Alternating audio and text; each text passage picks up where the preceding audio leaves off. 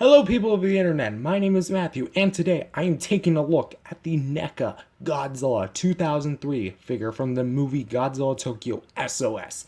You can tell it's from the movie Tokyo S.O.S. because it has the famous spider-like scar. Ooh. Starting in Swingin' Banana Slammer, we got the mold, which overall, I gotta say, the people at NECA really went to town on this thing. Not only is this, in my opinion, the best overall looking Godzilla figure they produced to date in terms of the classic line, this might be my favorite sculpt they've ever done. Like, not only is the sculpt so well defined with all the details and everything, and the fact that it's made of a matte plastic with the only glossy thing being appearing like the teeth and the scar to really make it pop, it also appears that yeah, they ditched the glossy plastic a long time ago, but they also managed to bring in some dry brushing to really further bring out the details, making this figure look so much more than it is. And I applaud the people of NECA for doing this. The dorsal fins are made with a frosted white tip. Just looks so cool. And the eyes are probably really cool as well. Even though it kind of looks like Godzilla's wearing mascara, it honestly doesn't bug me at all. Sure, he looks kind of derpy, but I think this is how he looked in the movie. I don't know, it's been a little while since I've watched the movie, so I'm going to have to find out. Overall, we have a nice bunch of ridges and caterpillar-like neck. I've heard some people complain that this is a too long of a neck. If anything, this is actually quite right for the film. And overall, they just managed to capture the insane look of this Godzilla. Also, this is really long tail.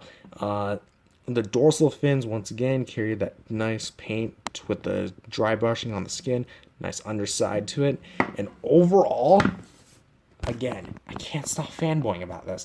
This is the definitive Millennium Godzilla from NECA.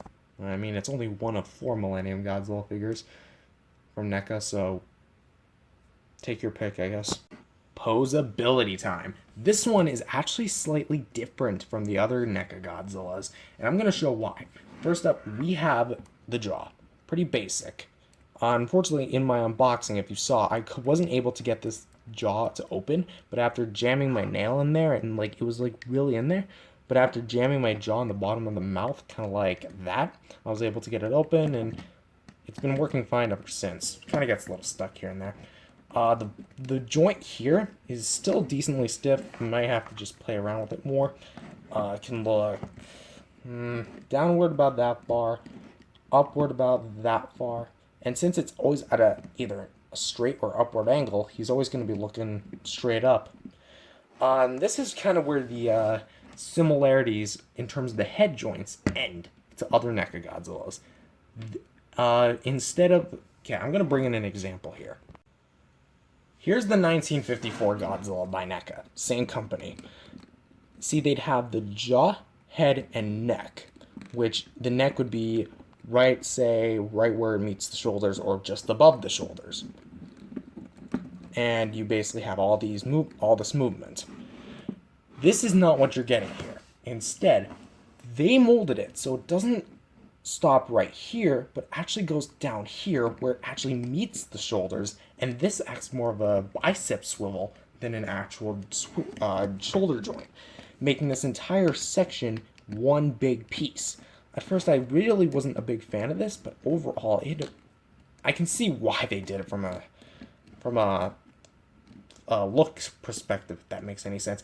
A sculpt perspective, because otherwise it's just going to look weird with this type of neck. Okay, come on, open up you. Yeah, you know what? Screw it. I'm going to keep it closed. Bicep swivel. Nice little up and down movement. Elbow bend. Nicely done there. Shoulder hinge and ball joint.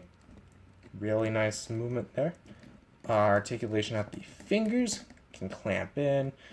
Waist.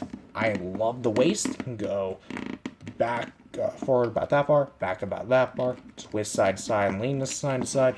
It's not as big as the 1954 Godzilla, but honestly, no NECA figure to date has beaten that, so I honestly don't care. Legs, They're still decently a bit stiff. You can go in and out with them, forward and back. The knees are probably the most stiffest thing on this figure. I have tried heating this thing up. It does not want to work. Probably glued in there. Foot can rotate. And then here we have quite possibly the longest and best NECA Godzilla tail to date. We have 9 joints running here, plus a bendy wire at the end, and it holds its pose, and it's the longest tail to date.